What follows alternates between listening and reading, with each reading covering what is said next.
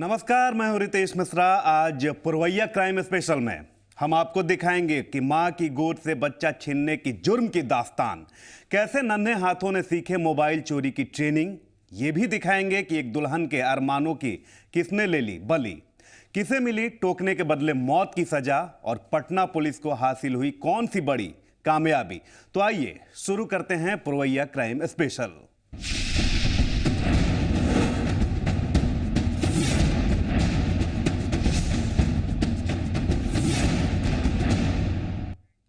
उस निर्दयी को एक मां से बच्चा छीनने में जरा भी दया नहीं आई।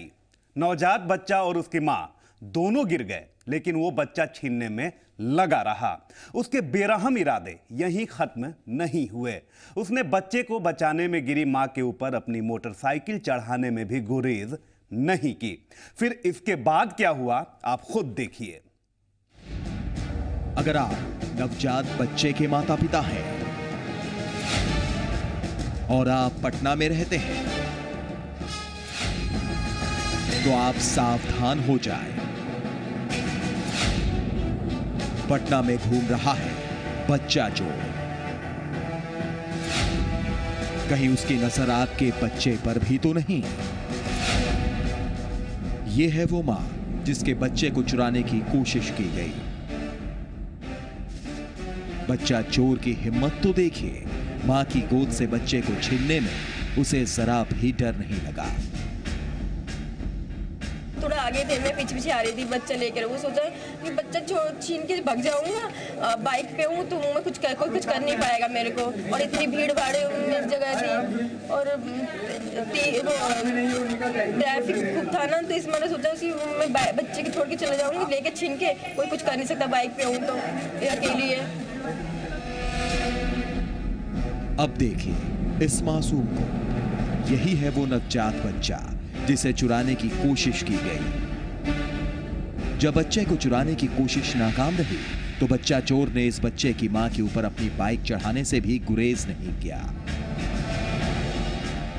जा रहा था, हम सब आगे थे, पाछे से था, बच्चे छीनने लगा। उसके तब वो गिर गया इसी के ऊपर, इसके माँ के ऊपर। बच्चे फेंका गया और बच्चे इसके माँ के पैर उसी के ऊपर गिरा दिया मोटरसाइकिल। कितने लोग थे वो लोग? कितने लोग थे? हम सब बच्चे लोग 4 थे, तीनों आगे आगे थे, बच्चे लेके पीछे से।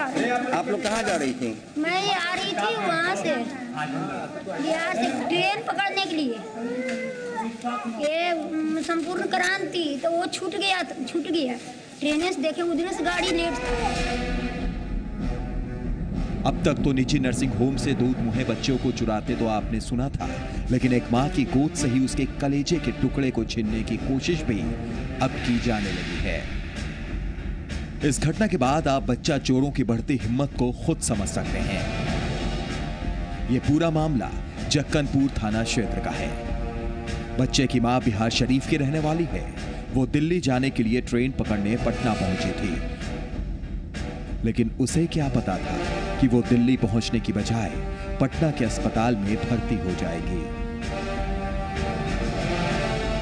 बच्चे की मां मनीषा को संपूर्ण क्रांति ट्रेन पकड़ना था, लेकिन ट्रेन छूट जाती है।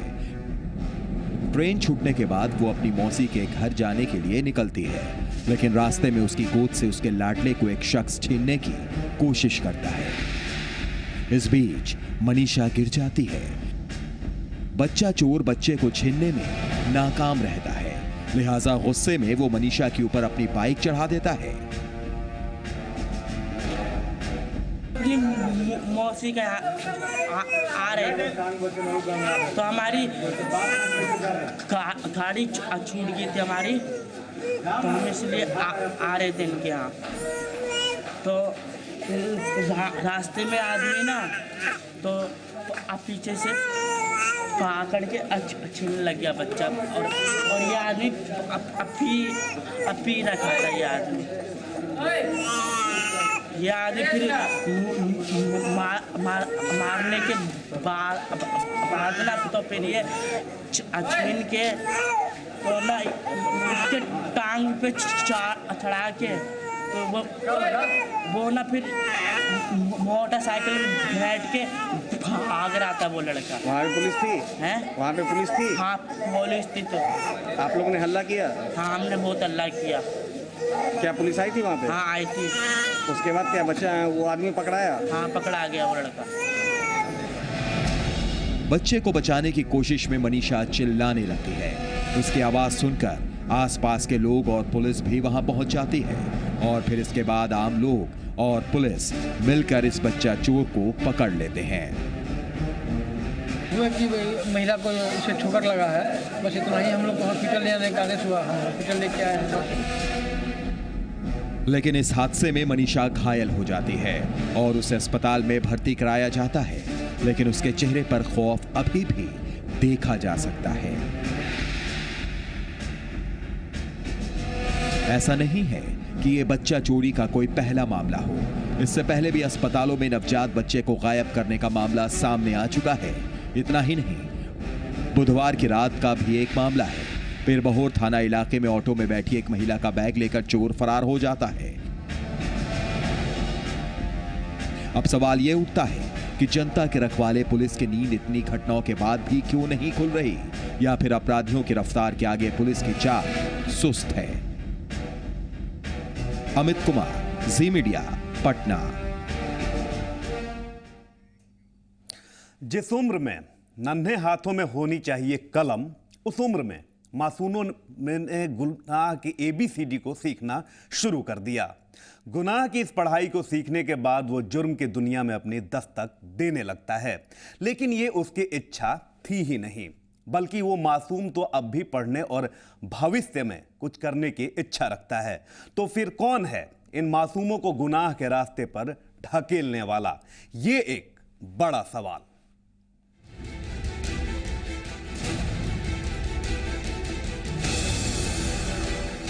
छोटे बच्चे बने मोबाइल चोर। मोबाइल चोरी के लिए दी जाती है खास ट्रेनिंग। काम दिलाने के नाम पर बच्चों को धकेला जाता है चोरी के काम में। बच्चों को गुनहगार बनाने के पीछे किसका है हाथ? हमारा 15 दिन से। 15 दिन से सब काम कर रहे हो? हाँ। कौन कराता है ये सब काम? सरवन सब। कहाँ का रहने वाला है? हम महाराजपुर का रहने वाला है। सरवन? हाँ। कहाँ सिखाया ये सब? छुट्टी में क्या धमका के सिखाया? धमकाता था? क्या बोलता था? बोलता क्या, घर में पैसा देंगे, खर्च करने, ये सब काम करो, चोरी करो, तुम लोग का राशन पानी होगा, खाने को लाठी देंगे, कपड़ा देंगे। और तुम लोग उसके बदले काम करते हैं? करवाता था जबरदस्ती? हाँ। जिस उम्र में हाथों में कलम और कागज होने चाहिए, उस उम्र में इन हाथों ने मोबाइल चोरी का हुनर सीख लिया। लेकिन यह हुनर कोई अपनी मर्जी से नहीं, बल्कि मजबूरी और दबाव में सीखा गया है। आप खुद सुनिए इस मासूम की आवाज, जिसमें वो मोबाइल चोरी छोड़कर पढ़ने की बात कहता है। क्या चाहते हो तुम? हम चाहते अपने लाइफ में पढ़े लिखे, और वो सब पढ़ने लिखने का लाइफ में नहीं चाहता। वो बोलता है तुम पढ़ना चाहते हो, ये काम नहीं करोगे, छोड़ दोगे? हाँ, छोड़ देंगे। पकड़े गए इन दोनों मासूमों की उम्र 7 और 8 साल के करीब है। पटना के दीघा से इन दोनों नाबालिग बच्चों को भीड़ ने मोबाइल चोरी करते पकड़ा और फिर इन दोनों को पुलिस के हवाले कर दिया। अब पुलिस भी इनकी उम्र को देखते हुए पसोपेश में। दोनों लड़के मोबाइल चुरा रहे हैं। दोनों लड़कों का उम्र करीब 7-8 साल है। तो अब चूँकि भीड़ द्वारा दी गई है और ऐसा एज ग्रुप में लड़के हैं कि उन लोगों को हम लोग जेल भी नहीं भेज सकते। तो सीनियर अफसर से इस संबंध में विचार विमर्श करके इन लोगों को बाल सुधार गृह किया जाए। कोई गैंग का पता चल पाया किसके लिए ये लोग करते थे? नहीं, लड़के तो बता रहे हैं कि हम लोग मोबाइल चुराते हैं और देते हैं, लेकिन जिसको देते हैं उसका एड्रेस, नेम, ये सब कंफर्म नहीं बता रहे हैं और इन लोगों से कोई इंट्रोगेशन भी नहीं किया जा सकता है, इसलिए पता करने में काफ़ी कठिनाई हो रही है। इन बच्चों को काम दिलाने के नाम पर झारखंड से लाया जाता है और फिर मोबाइल चोरी के धंधे में झोंक दिया जाता है। मोबाइल चोरी के बदले इन्हें बाकायदा मेहनताना भी दिया जाता है। क्या देता था उसके बदले में तुमको? 5,000 रुपया देता था। कै मोबाइल का? एक 2 मोबाइल का। 2 मोबाइल का 5,000 और 2 हम लोग कभी तो वही राशन पानी लाते थे, वही खाते थे। कितने बच्चे हैं इस मसाले में? हम ही दोनों। और कहाँ रहते थे? जगरपुरा। जगरपुरा रहते थे। जगरपुरा। बड़ा मोबाइल चुराते थे तो कितना पैसा देता था? 10-20 हज़ार। 10-20 हज़ार देता था। घुसाते थे, आड़ी काट लेते थे। कहीं इसकी ट्रेनिंग लिए थे? कोई लोग तुमको सिखाया था? हाँ। कौन? एक सरवन था और एक अमित था और बोगला था, सूरज था और बस। कहाँ सिखाया था इसको? यहाँ केरठी में। झारखंड में। झारखंड में? नहीं। केरठी में डेरा में। डेरा में? हाँ। कहाँ डेरा कहाँ है? नाम नहीं, जगरपुरा। कैसे सिखाता था? बताया क्या? और निकलो, ऐसे करो और ऐसे घुसा और निकालो। जब हमारे संवाददाता ने इनसे बात की तो ये बताया कि चोरी के बाद मिलने वाले पैसे ये घर भेजा करते थे। क्या करते थे तुम लोग पैसा को? मम्मी पापा को देते। क्यों करते हो ये सब काम? वो कराता है, झूठ मूठ कर मम्मी को बोलता है कि कपड़ा का दुकान, कपड़ा खेलने वही खिलाने जा रहे हैं, वही बहाना से हम लोग को ये सब काम कराता है। यानी घर से बोल के आते हो कि कपड़ा बेचने जा रहे हैं? वो सब बोलता है और बहाना मार के हम लोग को ये काम कराता है। सबसे बड़ा सवाल ये उठता है कि इन छोटे बच्चों को चोर बनाने का गुनहगार कौन है? किसने इनके हाथों को कलम की स्याही के बदले मोबाइल चोरी के रंग में रंग दिया?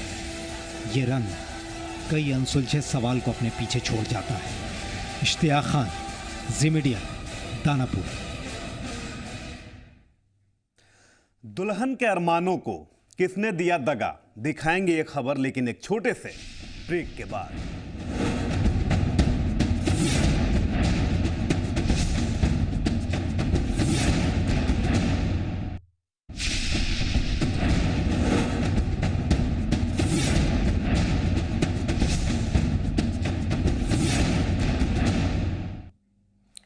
ब्रेक के बाद पुरवैया क्राइम स्पेशल में स्वागत है आपका। उसने बड़े ही अरमानों से अपने ससुराल में कदम रखा था। 7 फेरों की रस्म भी पूरी की थी, लेकिन उसे उसके पति ने ही धोखा दे दिया। उसके पति ने रचा ली थी दूसरी शादी। अब पीड़ित दुल्हन ने न्याय के लिए खटखटाया है कोर्ट का दरवाजा। अरमानों की डोली सजी धोखे की सेज पर 7 जन्मों का बंधन एक धोखे ने तोड़ दिया। उसने अरमानों का कत्ल किया था। बड़े अरमानों के साथ हाथों में मेहंदी रचाकर चिन्मयी ने 7 जन्मों के बंधन में बंधने के सपने सजाए थे। चिन्मयी की शादी 26 जनवरी 2011 को हुई थी। घर वालों ने धूमधाम से उसकी शादी कराई थी। दूल्हे रविकांत को चिन्मयी के घर वालों ने I-10 भी दिया था, लेकिन रविकांत निराला ने 28 जनवरी को रिसेप्शन के ही दिन दहेज कम मिलने की शिकायत लेकर चिन्मयी के साथ बुरे बर्ताव करना शुरू कर दिया। यहीं से चिन्मयी की जिंदगी में बुरे दिन की शुरुआत होती है। मेरे पति ने पहले से शादी कर रखी थी और दहेज के लालच में दोबारा मेरे से शादी किया और सास ससुर खूब गाली गलौज ताना मारपीट करते थे और जाने नहीं देते थे पति के साथ, और पति भी नहीं ले जा रहा था। और जब मैं पहली बार गई तो अर्पिता नाम की लड़की, जिसे पहले पहली बार कहाँ थे?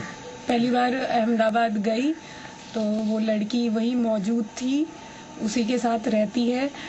और फिर दोनों ने प्लान करके मुझे जल्दी वापस भेज दिया क्योंकि उसको इंडोनेशिया जाना था। रविकांत निराला अहमदाबाद की एक कंपनी में बतौर प्रोडक्शन मैनेजर था। वो चिन्मयी को अकेला छोड़कर अहमदाबाद चला जाता है। काफी दिन गुजरने के बाद भी चिन्मयी को अपने साथ अहमदाबाद नहीं ले जाने पर चिन्मयी और उसके माँ बाप को शक होने लगता है। इसके बाद जब इन लोगों ने पता करना शुरू किया तो मालूम हुआ कि रविकांत निराला अहमदाबाद में बतौर शादीशुदा जिंदगी जी रहा है। उसने अपनी ही कंपनी में इंटर्नशिप कर रही लड़की अर्पिता के साथ शादी कर ली थी। बेटी की शादी किया, लेकिन हमको पता नहीं था कि पहले से लड़का शादी किए हुए। उनके पूरे परिवार को पता था, दहेज के लिए उन्होंने शादी करी। और जब लड़का नहीं ले गया इसको, क्योंकि वो दूसरी शादी पहले ही कर चुका था, लड़की से 1 महीना पहले उससे किया, 27 दिसंबर 11 को और 10 को, और 26 जनवरी 11 को हमारी बेटी से शादी किया। उसके बाद में ये क्या कहते हैं, ये ले नहीं गया और बार बार टॉर्चर करता रहा कि तुम हमारे लायक नहीं हो। सास ससुर भी इधर कहते रहेंगे मेरे बेटे के लायक नहीं है, और दान दहेज भी कुछ नहीं लाई है, और हम अपना बेटा के दूसरे शादी कर देंगे। अपने सारे सपनों को यूं बिखरते देखकर चिन्मयी की हालत खराब हो जाती है। वो मानसिक रूप से बीमार रहने लगी। इस घटना से घबराई उसकी मां पुष्पलता ने दिल्ली के साकेत बिहार के महिला थाने में शिकायत दर्ज कराई, लेकिन दिल्ली की अदालत ने इस मामले को पटना रेफर कर दिया। पटना के दानापुर थाने में रविकांत निराला के खिलाफ मामला दर्ज कर लिया गया है। ये रविकांत निराला जो इनके पति हैं, वो पहले चिन्मयी से एंगेजमेंट कर लिए, फिर अहमदाबाद में एक दूसरी शादी कर ली, और उसके बाद फिर चिन्मयी से भी पूरे हिंदू रीति रिवाज के साथ बारातियों के साथ शादी कर ली। और जब चिन्मयी को अहमदाबाद नहीं ले जा रहे थे, बाद में कुछ शंका हुई तो इनकी मदर बेटी के साथ गई, तो वहाँ पता चला कि वो वहाँ पर अहमदाबाद में एक शादी कर चुके हैं। इस धोखे के बाद पूरा परिवार सदमे में है। ये सिर्फ दहेज या पैसे के लालच का सवाल नहीं है, बल्कि उस भरोसे को तोड़ने का भी है जिससे 7 जन्मों के रिश्ते जुड़े होते हैं। इश्तियाक खान, दानापुर, जी मीडिया। बहरहाल वक्त है एक और छोटे से ब्रेक का। बने रहिए जी पुरवैया के साथ।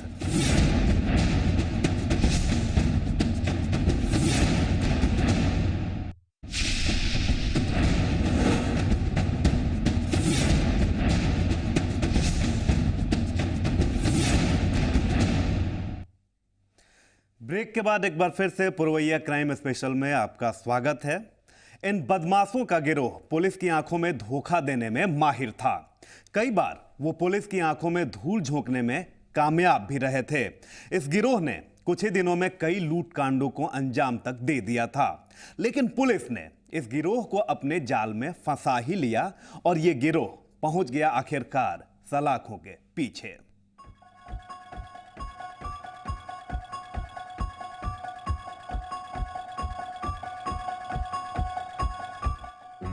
दो देसी कट्टा, लूट की 8 mobile, 16 mobile phone, 2 laptop, 1 tab और 33 सिम कार्ड। जी हां, जो तस्वीर आप देख रहे हैं, ये इसी तस्वीर की पूरी सच्चाई है।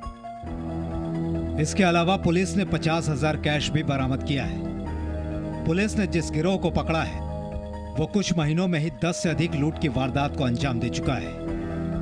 आप इस गिरोह के कारनामों के बारे में सुनेंगे तो चौंक जाएंगे।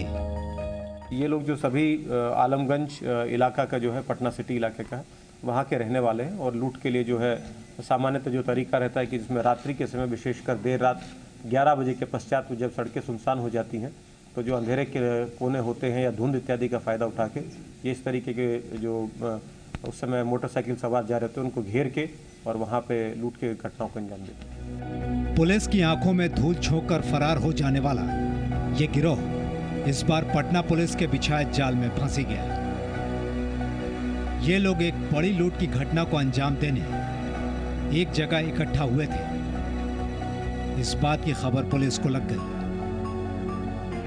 और पुलिस ने अपना जाल बिछा दिया। ये शातिर अपराधी पुलिस के बिछाए जाल में फंस गए। ये अपराधी गुलजार बाग स्टेशन के पास में किसी घटना को अंजाम देने के लिए इकट्ठे हो रहे थे, तो पुलिस के द्वारा इनको आइडेंटिफाई किया गया और वहाँ पे जो जनता के सहयोग से इनको गिरफ्तार किया। कुल 3 अपराधी सोनू कुमार शर्मा, विवेक कुमार और बिट्टू कुमार, इन तीनों को गुलजार बाग स्टेशन से गिरफ्तार किया गया था। इनकी वहाँ पे चेकिंग में कुल 2 मोटरसाइकिल, 2 पिस्तौल और 2 जिंदा कारतूस इनके पास से बरामद किए गए थे। ये दोनों मोटरसाइकिल जो है ये लूट के कांड की मोटरसाइकिल थी। इसके पश्चात इनसे जो प्रारंभिक अनुसंधान के दौरान जो पूछताछ हुई उसमें पुलिस ने अभी तक कुल 8 मोटरसाइकिल, 16 मोबाइल जो सभी लूट के हैं, 2 लैपटॉप, 1 सैमसंग टैब, 33 विभिन्न कंपनी के सिम कार्ड, 2 कैमरा जो लूटा गया था और 4 सोने की अंगूठी और नगद 50,000 रुपये इनके पास से बरामद किया है। इस गिरोह को दबोचा जाना पटना पुलिस की बड़ी सफलता मानी जा रही है। इनकी गिरफ्तारी के बाद लूट की कई घटनाओं का खुलासा होने की उम्मीद बढ़ जाती है। अमित कुमार, जी मीडिया, पटना।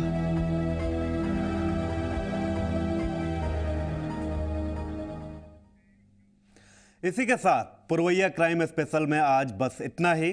कल फिर होगी मुलाकात। तब तक आप रखें अपना ख्याल, रहें सुरक्षित। नमस्कार।